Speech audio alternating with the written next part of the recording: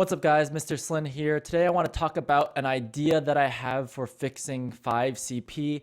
A lot of people out there think that 5CP is a broken game mode. I'm one of those people. There is a point in time when you're playing the game sometimes, and this is just the situation. This probably has happened to you if you've ever played competitive TF2, where you're stuck on second point, the enemy team is holding mid, and nobody is pushing, no one's doing anything, you're just watching the timer tick down in this stalemate. You can't push into middle because they have defensive advantage. They don't want to push you, you're just like, why aren't they pushing? It's a terrible situation, and that's why 5CP is broken. If a team is playing really conservatively and they've got the ball, it's their turn to be offensive, and they choose to do nothing, now both teams are doing nothing. And the problem with TF2 is that that shot clock timer that you see in the top middle of the screen is 10 minutes long. That's going to be a long wait for you to just sit there and watch the timer tick down, especially if the enemy team is trying to park the bus on purpose. So what are some potential ways that you could fix that? What are some proposed solutions that people have come up with? And then I'm going to come up with my kind of crazy off-the-wall solution that I have. But let's look at the actual game mode itself. Some people say that the problem has to do with the 5CP itself. If you ever get to the end of the map, you're kind of stuck in the stalemate trying to push a last point. So that's why if you've ever tried playing 3CP, it's actually even more of a problem, because not only do you not have that fun part of 5CP, which is kind of swinging back and forth, that snowball effect, taking control of multiple points, but you end up being like one team controls, you have a mid fight, one team controls middle, and then suddenly you're in a last push immediately in 3CP where you're stalemated immediately. One player will sacrifice, swap over to sniper, and then you're just right into that stalemate. That's really, really bad.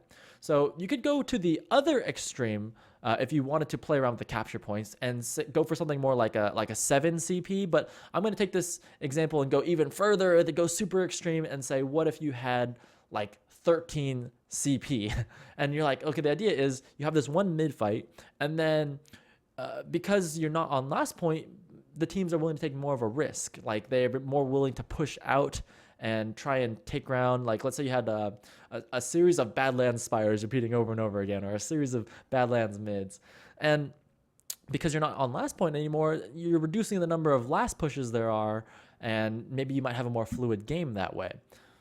Again, the problem is not having to do with the number of capture points that there are in the map, but simply a team's choice. They're choosing to not push. It doesn't matter if there's 100 CPs, or I guess 101, you did an odd number, 101 CPs. There could be a point where a team wins a mid fight and then decides not to push.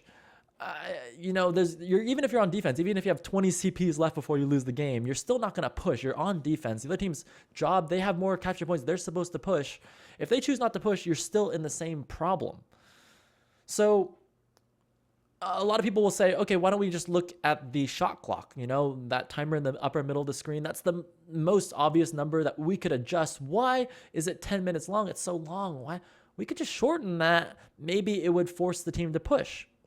The problem is, if that timer becomes small enough, the incentive for the defensive team to push starts to go away. And I'm going to illustrate that with another extreme example. So some people say, like, let's go to a 4-minute shot clock timer, but I'm going to go super extreme. What if you had a 10-second shot clock timer?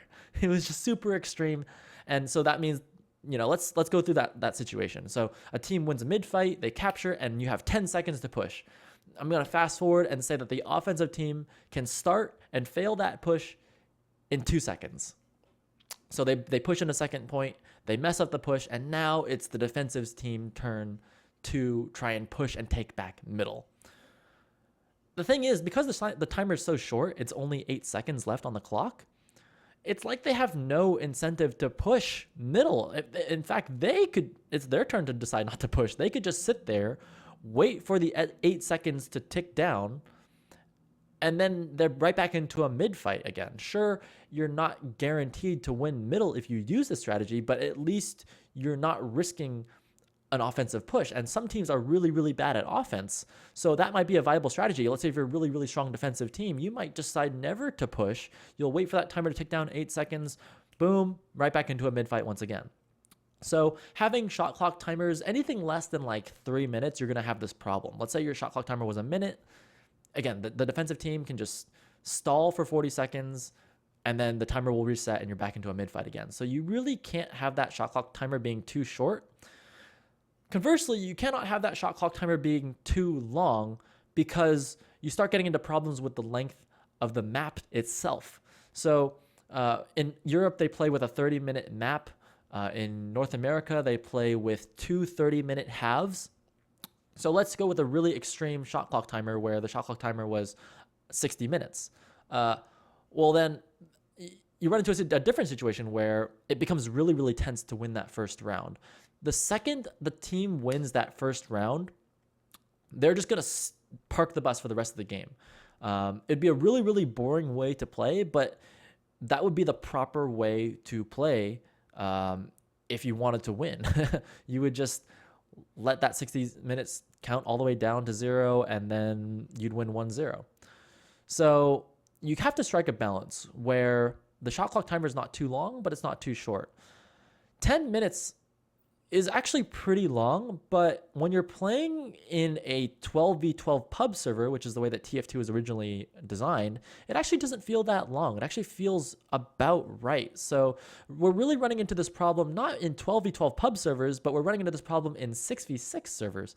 And I don't really think that the right approach is to take that and just have it and say like, okay, there's only 5 minutes on the shot clock timer. I just don't think that's the right approach, because you're really not solving the problem of a team deciding not to push out.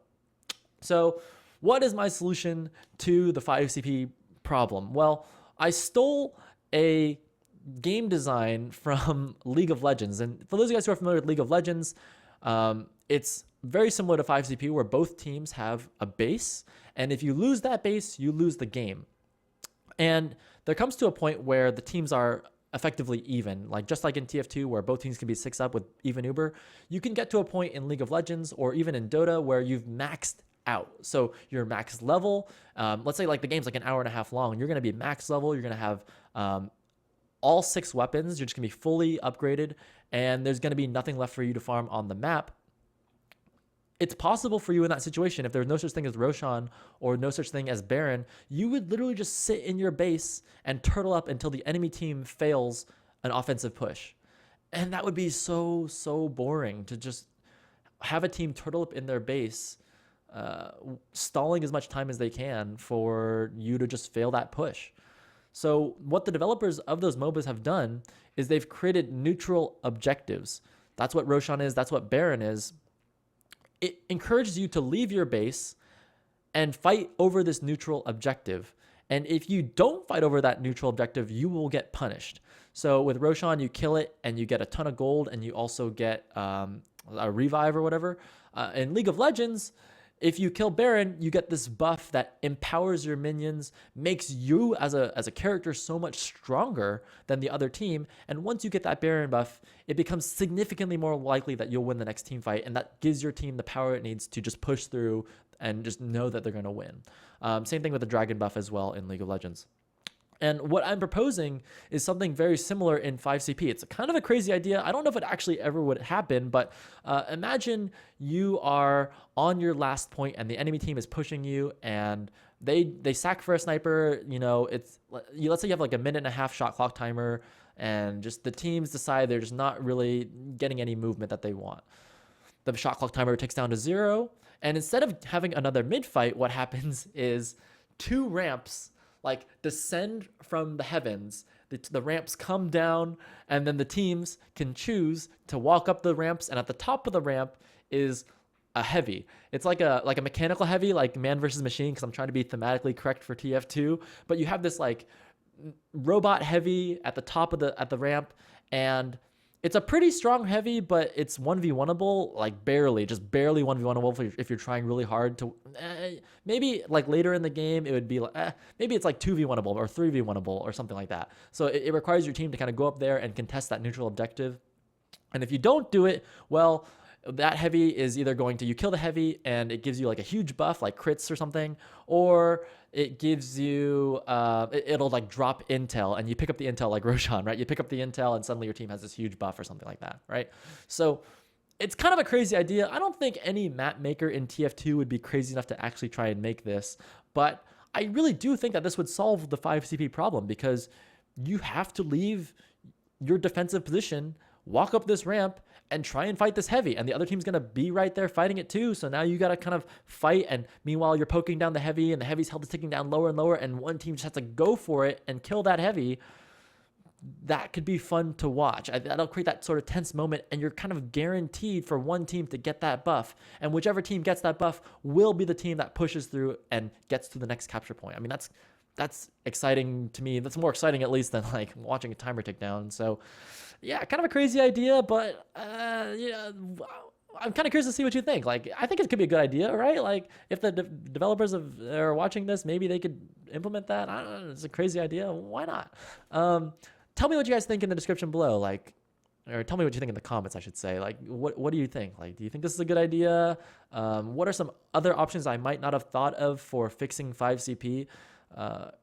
I think that's going to be a major barrier for TF2 eventually becoming a very large esport, because let's say you have a $2 million game on the line. Like, if whoever wins this grand finals gets $2 million, man, if I'm playing for $2 million and I'm up 1-0, I am not pushing. I am going to park that bus. I'm never going anywhere. And so that seems like a game design flaw, to have this problem where you're going to have this stalemate and no one's going to push. So yeah, thanks for watching the video. Like, comment, and subscribe. See you on the next one.